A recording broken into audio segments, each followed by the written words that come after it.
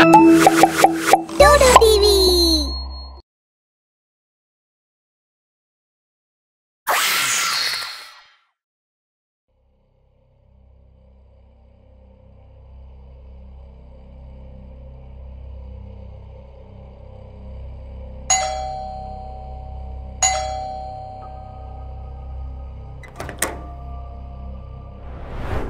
स्वामी जी,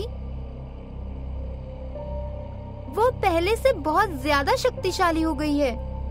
घर जा जाकर प्याज मांगती है और फिर घर के सभी लोगों को मौत के घाट उतार देती है। ये सब तुम्हारी पिछली गलती से हुआ, वरना वो खत्म हो चुकी होती। जानती हूँ स्वामी जी, लेकिन इस बार कोई गलती नहीं होगी। अगर हुई तो तुम और तुम्हारे पति को वो जिंदा नहीं छोड़ेगी। बस एक बात हमेशा याद रखो कि जिस दिन कोई इंसान उस चुड़ैल के वजन के बराबर प्याज में से तौल देगा, उस दिन वो चुड़ैल अपने असली रूप में आ जाएगी।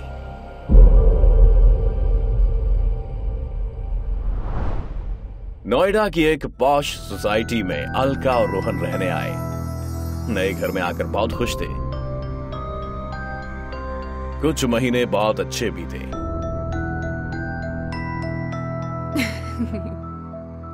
लेकिन फिर अलका और रोहन के बीच झगड़ा होने लगा। रोहन इस बात से बहुत ज्यादा परेशान था कि अलका रात भर घर से गायब रहती और सुबह होते ही लौट आती थी। तुम जाती क्या और करती क्या हो, मुझे जानने का पूरा हक है। पति हूं मैं तुम्हारा। और अपनी सोसाइटी में पिछले 15 दिनों से 15 औरतों की मौत हो चुकी है। मुझे तुम्हारी फिक्र लगी रहती है। मुझे माफ करना रोहन, लेकिन मैं तुम्हें कुछ नहीं बता सकती। सोसाइटी में हो रही मौतों की पुलिस जांच चल रही थी, लेकिन कुछ लोगों की बीच अफवाह थी कि सोसाइटी पर अब एक चुड़ैल का साया था। हम तो इस सोसाइटी को छोड़ रहे हैं। ये सोसाइटी अब शापित हो चुकी है, यहां से चले जाना ही बेहतर है। कहते एक औरत हर रात किसी एक घर को चुनती और वहां जाकर प्याज मांगती थी। कौन है? आती हूँ अभी।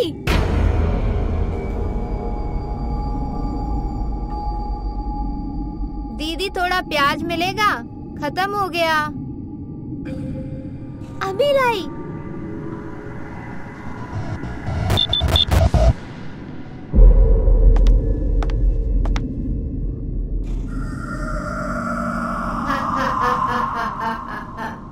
प्याज, बहुत सारा प्याज चाहिए। प्याज मिलते ही वो औरत भयानक चुड़ैल बन जाती।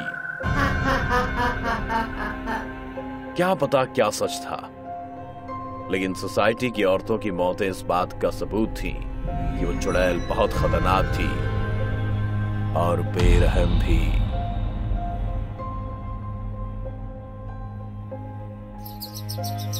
इस सब के बीच एक रात अलका काली साड़ी पहनकर जब घर से बाहर निकली तो रोहन भी अलका को बिना बताए चुपचाप उसके पीछे चल पड़ा।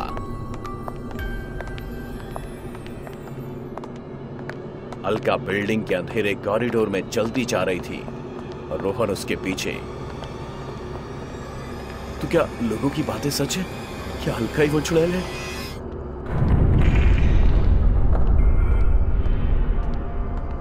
रहस्यों का सच जानने के लिए रोहन गुमनाम अंधेरे में बढ़ता ही जा रहा था। हे भगवान, ये किसकी चीख है? कहीं अलका तो?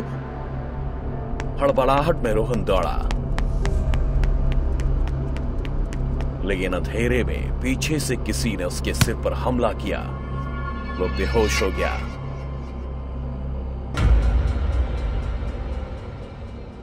आंख खुली तो बिस्तर पर, सिर पर पट्टी और अलका उसके बगल में।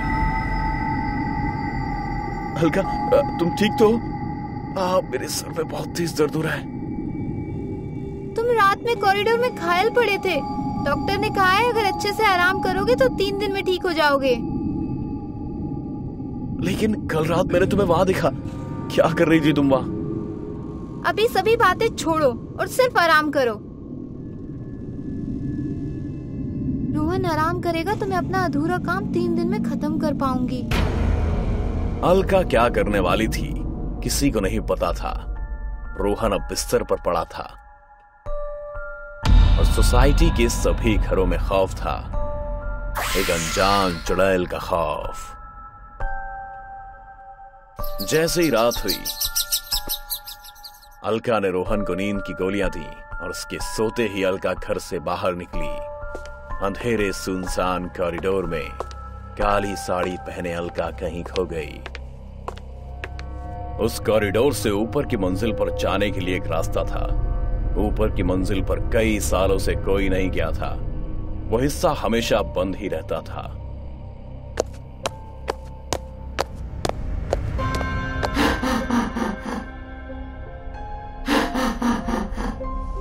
आज की रात इस सोसाइटी के लिए तबाही की रात होगी। बस एक घर से थोड़ा सा और प्याज और फिर कई सारी लाशें।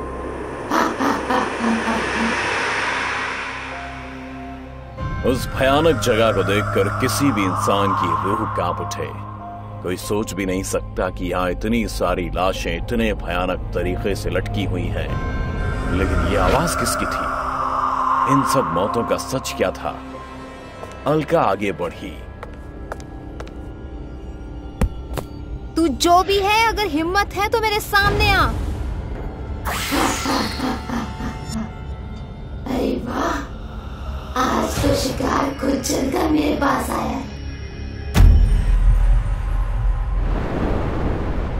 अब वो बिल्कुल अलका के सामने थी। चुड़ैल ने अलका पर एक के बाद एक कई हमले किए। अलका बिल्कुल मौत के मुहाने पर पहुंच गई थी। मैं तो तुम्हारे लिए प्याज लाई थी।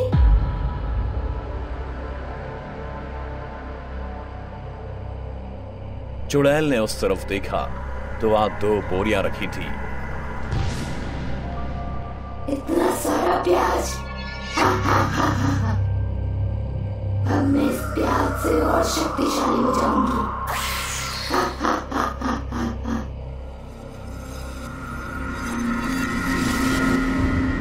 मेरी तरकीब काम कर गई। अब कोई और मौत नहीं होगी। अलका बुरी तरह घायल थी लेकिन खुश थी। अब वो चुड़ैल भी असली रूप में आ चुकी थी। मुझे माफ कर देना। मैंने बहुत सारे इंसानों को मौत के घाट उतार दिया, लेकिन अब तुम्हारी वजह से मुझे मुक्ति मिल गई।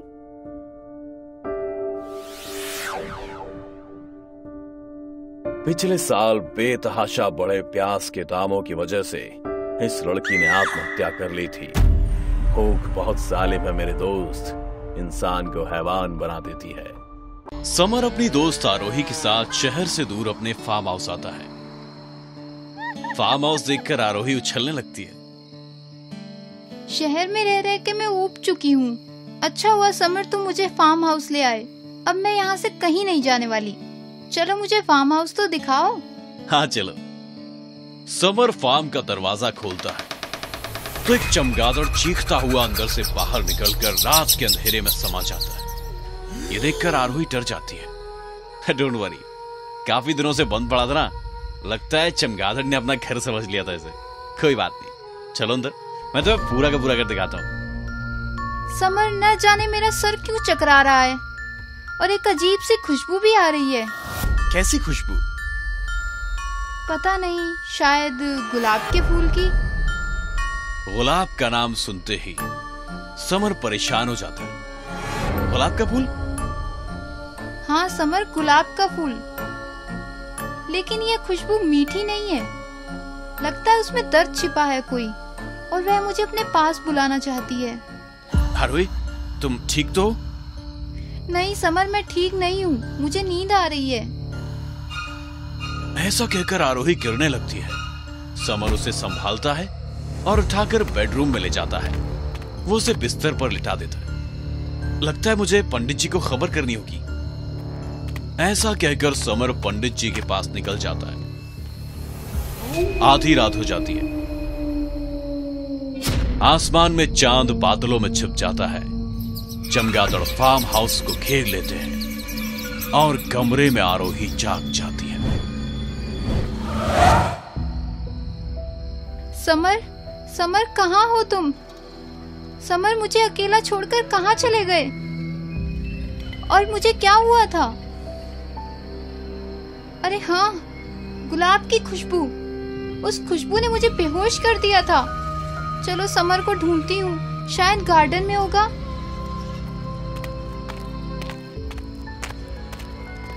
आरोही सीढ़ियां उतरकर नीचे आती है और एक बंद कमरे के आगे रुक जाती है। लगता है गुलाब की खुशबू इसी कमरे से आ रही है। ऐसा लगता है जैसे कोई मुझे बुला रहा है। मुझे इस कमरे में जाकर पता लगाना ही होगा कि इसमें ऐसा क्या छिपा है। आरोही कमरा खोलकर अंदर जाती है तो एक और चमगादड़ चीखकर कमरे से बाहर निकल जाता है।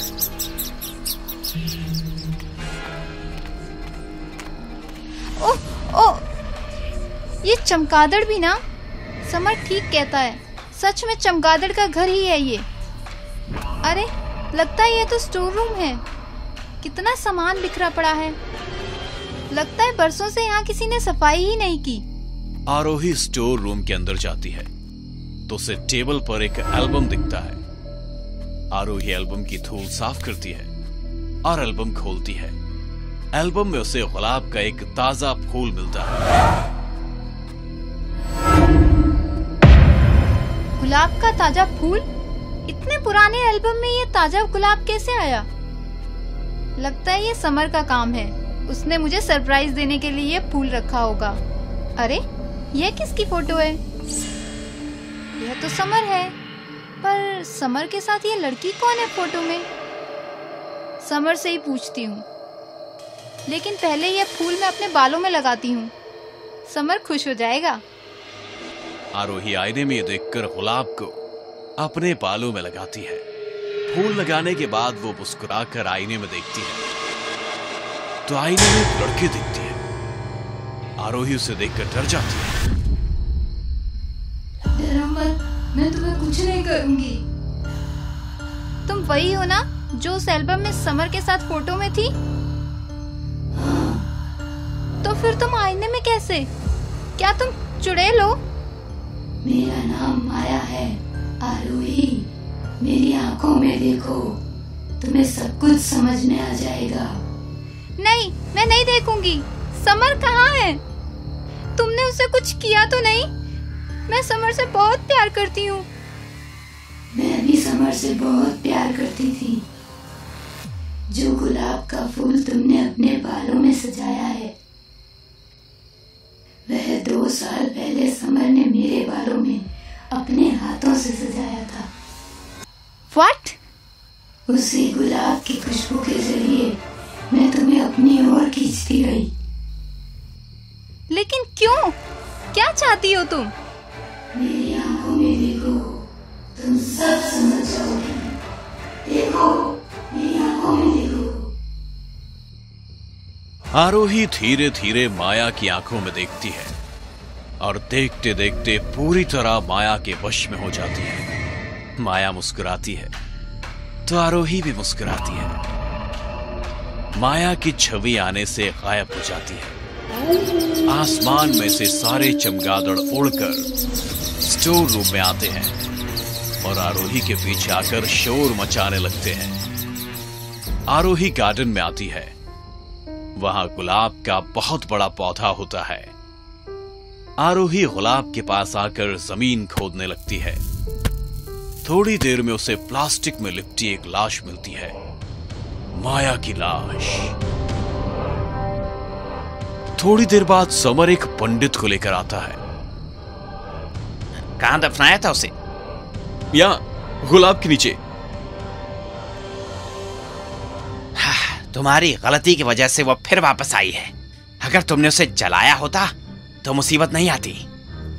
तब मुझे इस बात का एहसास नहीं था। पंडित जी, कोई तो रास्ता होगा। मैं आरोही से बहुत प्यार करता हूं। मैं उसे खोना नहीं चाहता। आरोही से ज्यादा खतरा तुम्हें है समर। हमें जल्दी कुछ करना होगा। ग्रह दशा कुछ भी ठीक नहीं चल रहा। प्लीज पंडित जी, देर मत कीजिए, कुछ कीजिए। एक काम करो, वो लाश निकालो। अभी निकालता हूं।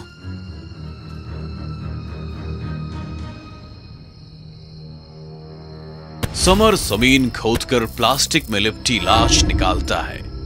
इसे जलाना होगा। जी, अभी जलाता हूं। अरे मूर्ख, ये तुम्हारे बस की बात नहीं। मुझे इसे मंत्रोच्चारण से जलाना होगा। जैसा आप ठीक समझे।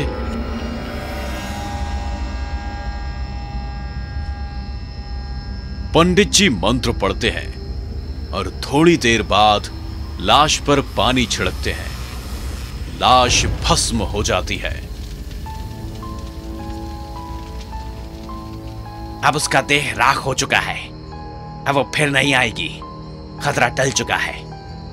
मैं आपका आभारी हूं पंडित जी, आपने मुझे बचा लिया। अब मैं चलता हूं, अपना ख्याल रखना। अरे इतनी जल्दी क्या है, थोड़ा ठहर जाइए। मतलब?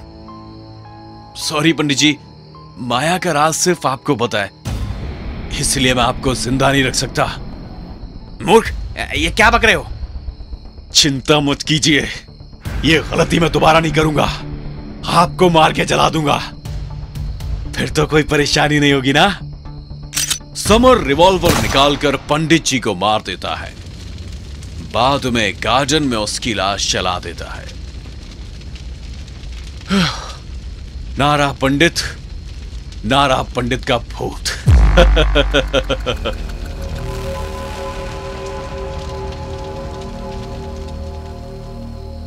समर बेडरूम में आता है और बिस्तर पर देखता है तो उसे लगता है आरोही सोई हुई है। आरोही, मैं आ गया। कैसी हो अब तुम? डरने की जरूरत नहीं है, मैंने सब कुछ ठीक कर दिया है। आरोही, बोलो ना, गुस्सा हो गया तुम मुझसे? अरे बाबा सॉरी, तुम नींद में थी ना, इसीलिए मैं बिना बताए चला गया। सॉरी बोल रहा हूं ना। ऐसा कहकर वो बिस्तर पर लेट जाता है। आरोही, तुम्हारे बालों में गुलाब का फूल कैसे आया? पहले तो नहीं था। ऐसा कहकर समर बालों से गुलाब का फूल निकाल लेता है और माया उसकी तरफ मुड़ जाती है। ये देखकर समर को झटका लगता है। माया, तुम तो? हाँ, मैं मर चुकी हूँ। तुमने ही मारा है मुझे।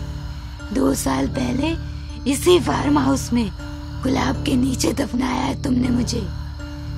क्यों समर, मैं गरीब थी क्या इसलिए? या फिर मैं माँ बनने वाली थी इसलिए? मैं कहीं बोझ न बन जाऊं, यह सोचकर तुमने मुझे मेरे बच्चे के साथ दफना दिया। लेकिन मैं आई हूँ, तुमसे बदला लेने आई हूँ। माया, आरोही का है, मैं उसे बहुत प्यार करता हूँ, उसे कुछ मत करना। जानती हूँ बहुत प्यार करते हो तुम उससे, लेकिन मैं भी तो तुमसे बहुत प्यार करती थी। फिर भी तुमने मुझे मारा और अब आरोही को भी मार दिया। मतलब नीचे पंडित ने जिसे भस्म किया वो आरोही थी। नहीं, ये नहीं हो सकता। हाँ, जब तुम पंडित से मिलने गए थे तब मैं आरोही को वश में कर लिया था।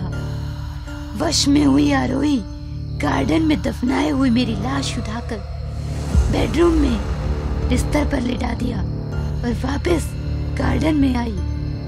आरोही उस गद्दे पे लेट गई और मैंने अपनी शक्ति से उसको मेरा रूप दे दिया और उसको जमीन के नीचे धकेल दिया।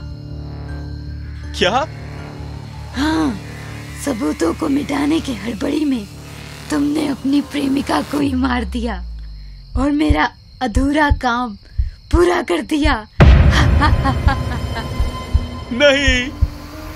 हाँ, उस पंडित को मारकर तुमने अपनी ही जिंदगी के दरवाजे बंद कर दिए और अब मैं तुम्हें मारकर इस कहानी को खत्म कर दूंगी। नहीं माया, देखो तुम मुझे माफ कर दो।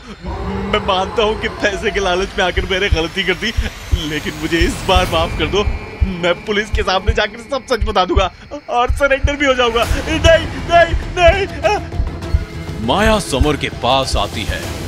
उसके नाखून लंबे लंबे होने लगते हैं, पूरे शरीर में कांटे निकल आते हैं, बड़े बड़े दांत निकल आते हैं, चेहरे पर काले बाल उगाते हैं। वो समर की छाती पर बैठकर उसका खून पीने लगती है, नाखूनों से उसकी छाती फाड़ देती है। माया घर से बाहर आती है। अंधेरी रात में चांद को देखकर मुस्कुराती है और फिर चमगादड़ बनकर आसमान के अंधेरे में डूब जाती है। बिजल शादी के लिए लड़की देखने अपने दोस्त जिगर के साथ अपने जीजा के गांव आया हुआ था। बिजल ने देखा कि गांव के सारे लोग टकले हैं। बिजल को बड़ी हैरानी हुई, तो इसने इसके बारे में अपने जीजा जी से पूछा। अरे साले साहब, तुम आज ही इस गांव में आए हो और ये कोई बड़ी बात नहीं है। गर्मियों का सीजन है और गांव के लोग बालों पे इतना ध्यान थोड़ी देते हैं, एक ही बार में बालों पे छुरा घुमा देते हैं। उसके बाद मैदान साहब, और तुम दोनों के तो इतने अच्छे बाल हैं, तुम इतना मत सोचो, जाओ आराम करो, कल हमें लड़की देखने जाना है। फिर बिजल और जिगर अपने अपने रूम में सोने चले जाते हैं। रात को जिगर के कमरे में हाथ में उस्तरा और कैंची लिए एक भूतिया नाई आता है। मेरे होते हुए इस गांव में कोई भी बाल नहीं बढ़ा सकता। जो बढ़ाएगा वो मेरे हाथों मारा जाएगा। और ये कहते हुए वो जिगर का सिर आधा टकला कर देता है। अगले दिन जिगर सुबह उठकर नहाने जाता है और अपना चेहरा आईने में देखता है तो उसके सिर का आधा मुंडन दिखाई देता है। जिगर शोर मचाकर सबको बुला लेता है। बिजल भाई देखो, किसी ने मेरा टकला कर दिया। इस गांव में आया एक दिन भी नहीं हुआ और मेरा मुंडन कर दिया, वो भी आधा। हाँ भाई, ये सब कैसे हुआ? जीजा जी आप बताइए, ये सब हो क्या रहा है और किसने किया? ये सब बातें छोड़ो, पहले मेरा पूरा टकला कराओ। जीजा जी, यहाँ कहीं नाई की दुकान है क्या? वहां जाकर हमें इसका पूरा टकला कराना पड़ेगा। उसके बाद ना जिसने भी जिगर के साथ ये सब किया है उसे मैं छोड़ूंगा नहीं, हड्डियां तोड़ दूंगा उसकी। साले साहब शांत हो जाओ, गांव में एक दुकान है लेकिन वो आज बंद है। हम कल पूरे कटवा देंगे और आज तो हमें लड़की देखने भी जाना है, टेंशन क्यों ले रहे हो? बिजल ऐसी हालत में मैं नहीं आ पाऊंगा, तू जीजा जी के साथ जा लड़की देखने। नहीं, तू मेरा अच्छा दोस्त है। तू यहां मेरे साथ तेरी होने वाली भाभी को देखने आया है, तेरे बिना मैं नहीं जा सकता। जीजा जी आप लड़की वालों को फोन कर दो कि हम कल आएंगे, ठीक है? ठीक है साले साहब, जैसा आपको ठीक लगे। उस रात बिजल के कमरे में भूतिया नाई आता है और बिजल के बाल काटने लगता है, पर तभी बिजल की नींद खुल जाती है। किसकी हिम्मत हुई मेरे बालों को हाथ लगाने की? तेरे इसी हाथ को मैं तेरे शरीर से उखाड़ दूंगा। और ये कहते हुए बिजल भूतिया नाई को गले से पकड़ लेता है, पर जब उसे दिखता है कि वो एक भूत है तो बिजल घबरा जाता है। भूत भूत भूत भाई, आप ये क्यों आए? मैंने क्या बिगाड़ा भाई? थोड़ी देर पहले तो बड़ा शेर बन रहा था, लेकिन तू तो गीदड़ निकला। आज तू ही कह रहा था ना कि जिसने भी तेरे दोस्त का टकला किया है तू उसे छोड़ेगा नहीं, हड्डियां तोड़ देगा। इसीलिए मैं खुद तुझे दर्शन देने आ गया। और लंबे बाल रखने की तेरी हिम्मत कैसे हुई? क्या तू मेरे बारे में नहीं जानता? ये कहते हुए भूतिया नाई बिजल पर टूट पड़ता है और कैंची उस तरह से उसका आधा सिर टकला कर देता है और वहां से चला जाता है। फिर बिजल चिल्लाकर घर के लोगों को बुलाता है। बिजल की हालत देखकर जीजाजी कहते हैं, देखा, इसीलिए कह रहा था मैं, साले साहब कल ही लड़की देखने चलते हैं, पर आप माने ही नहीं। अगर कल ही लड़की देख लेते तो अभी तक तुम शहर चले जाते, लेकिन अब क्या फायदा, नाई चुक गया खेत। ये सब क्या हो रहा है जीजाजी? और वो भूत, वो यहाँ क्या कर रहा है? अब तो आप सबको बताना ही पड़ेगा। बिजल भाई, इस गांव में एक भूतिया नाई है। वो रात को ही लोगों के घरों में जाता है और उनका आधा सिर टकला कर देता है। जब भी लोग अपने बाल बढ़वाते हैं उन्हें टकला कर देता है। इसीलिए पूरे गांव में बच्चे से लेके बूढ़े सब टकले हैं। लेकिन जीजाजी, वो ऐसा क्यों करता है? ये भूतिया नाई गांव में बाल काटने का काम करता था, लेकिन उसकी चोरी करने की आदत थी। वो जब लोगों के घर बाल काटने जाता तो मौका देते हाथ साफ भी कर देता। एक दिन गांव वालों ने उसे चोरी करते हुए पकड़ लिया। फिर लोगों ने मिलकर उसकी कस के सुताई लगाई और आधा टकला करके पूरे गांव में घुमाया। उसके बाद उसने शर्म के मारे अपनी दुकान में खुदकुशी कर ली। तब से जे गांव में ये घटना शुरू हो गई।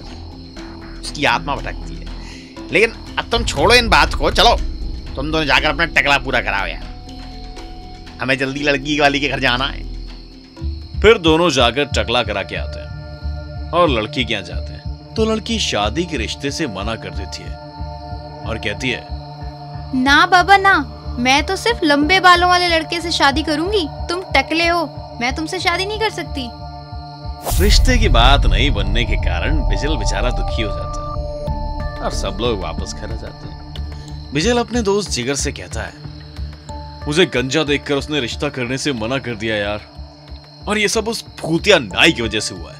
मैं उसे छोड़ूंगा नहीं, उसके सिर का एक एक बाल नोच दूंगा। बिजल भाई, कल उसने सिर्फ उस तरह फेरा है, अगर आज रात उसने उस तरह गले पर फेर दिया तो समय से पहले ही भगवान को प्यारे हो जाएंगे। बिजल भाई, वो भूत है, यहां बल से नहीं बुद्धि से काम लेना पड़ेगा। मैं एक बाबा जी को जानता हूं जो भूत प्रेत भगाते हैं, उनसे हमें कुछ हेल्प मिल सकती है। तुम चाहो तो कल ही हम वहां जाएंगे, क्या बोलते हो? बिजल बात मान लेता है और अगले ही दिन दोनों बाबा जी के यहाँ चले जाते हैं और सारी बात बाबा जी को बता देते हैं। ओम सिम होम क्रीम श्रीम चामुंडाय विच्चै, ओम सिम होम क्रीम क्रीम चामुंडाय विच्चै, ओम त्र्यंबकं यजामहे, ओम त्रिम क्रीम क्रीम चामुंडाय विच्चै। ऐसे बाबा जी उन्हें एक अभिमंत्रित प्रेत बाधा वाली कैंची देते हैं और कहते हैं, ये लो, यह अभिमंत्रित प्रेत बाधा कैंची है। ये कैंची बड़े से बड़े प्रेत का नाश करने की ताकत रखती है। इस कैंची से उस भूतिया नाई के बाल कटते ही उसका नाश हो जाएगा। कैंची लेकर बिजल और जिगर घर आ जाते हैं। बिजल भाई, हम कैंची तो ले आए, पर इससे भूतिया नाई के बाल कैसे काटेंगे? हाँ यार, ये काम तो शेर की गुफा में सिर देने जैसा है। अगर थोड़ी भूत चूक हो गई तो अपना तो काम तमाम हो जाएगा यार। और रात भर सोचते हैं कि आखिर भूतिया नाई के बाल कैसे काटें। तभी बिजल को एक आइडिया सूझता है।